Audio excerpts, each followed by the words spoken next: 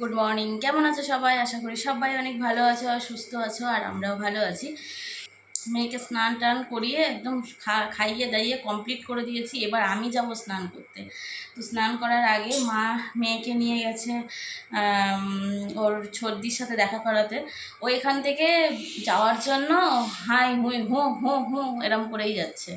তো আমি বললাম যে দেখা করিয়ে নিয়ে আসছে, আর আমি যাচ্ছি স্নান করতে। তো তোমার হচ্ছে এখন 12টা বাজতেও চললো, আর সকাল থেকে টিপটাপ টুপটাপ করে বৃষ্টি পড়েই যাচ্ছে। তো ভাবছি যে এই কম বৃষ্টিতে আমি স্নানটা করে আসি, কারণ বেশি বৃষ্টি চলে আসলে তখন আমি আর যেতে পারবো না। তো ঘরের মধ্যেও স্নান করা রয়েছে, কিন্তু আমি করি না, কারণ ওখানে টাইমের জল আসে। আমাদের সামনে যে একটা জায়গা রয়েছে স্নান করার, ওখানে করি, ওখানে টাইমের জল আসে, সেজন্য। তো যাই হোক, তো দেখা করাতে নিয়ে গেছে। আর এদিকে ভাবলাম যে হচ্ছে আলুটা সিদ্ধ আমি বসিয়ে দিয়ে যাই, তাহলে আলুটা সিদ্ধ হতে থাকবে আর আমি এদিকে চলে যেতে পারবো, আর মাও ঘুরে চলে আসতে পারবে, তার মধ্যে আলুটা সিদ্ধ হয়ে যাবে। তো এই আর কি। তো চলো স্নানটা করে আসি। খুব গরম লাগছে, বৃষ্টি হচ্ছে কিন্তু তারপরেও হচ্ছে গরম কমছে না।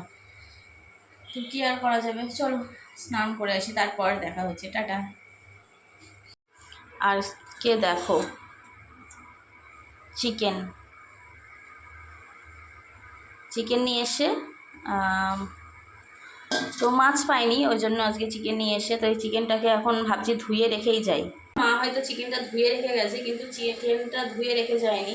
তো কখন আসবে ঠিক নেই। আমি চিকেনটা ধুয়ে নুন হলুদ মাখিয়ে তেল মাখিয়ে তারপরে যাবো স্নান করতে একেবারে, তাহলে এই কাজটা হয়ে যাবে।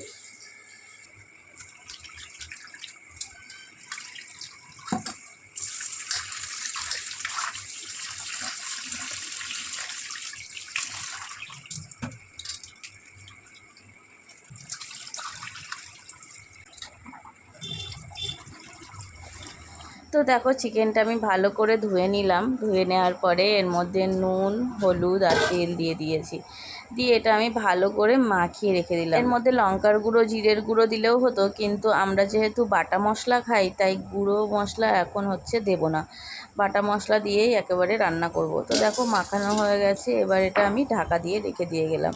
আমার স্নান করা হয়ে গেছে। আর আজকে রাঁধুনি কিন্তু আমি ছিলাম না, হঠাৎ করেই মা বলল যে তুমি একটু মাংসটা রান্না করো, আর মেয়েটা ওদিকে ঘুমাচ্ছে, ওই জন্য হচ্ছে আমি চলে এসেছি রান্না করতে। তো দেখো আলুগুলো সিদ্ধ করে আমি যে রেখে গেছিলাম তোমরা দেখেছিলে, আর এখন হচ্ছে আলুগুলো ভাজা করে নিচ্ছি।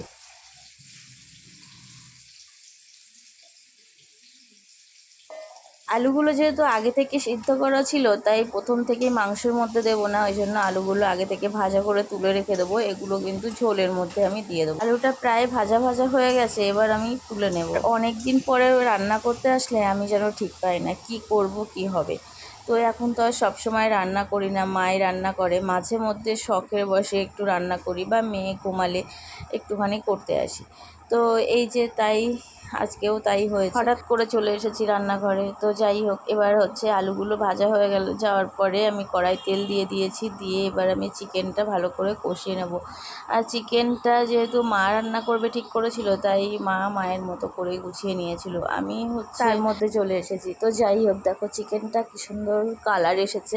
তবে এটাতে কি বলো তো, এটাতে কিন্তু কোনো গুঁড়ো লঙ্কা ইউজ করিনি, তো এতে কাশ্মীরি লঙ্কা বা কিছু নেই, এতে বাটা লঙ্কা দেওয়া রয়েছে 2-3টে শুকনো লঙ্কা।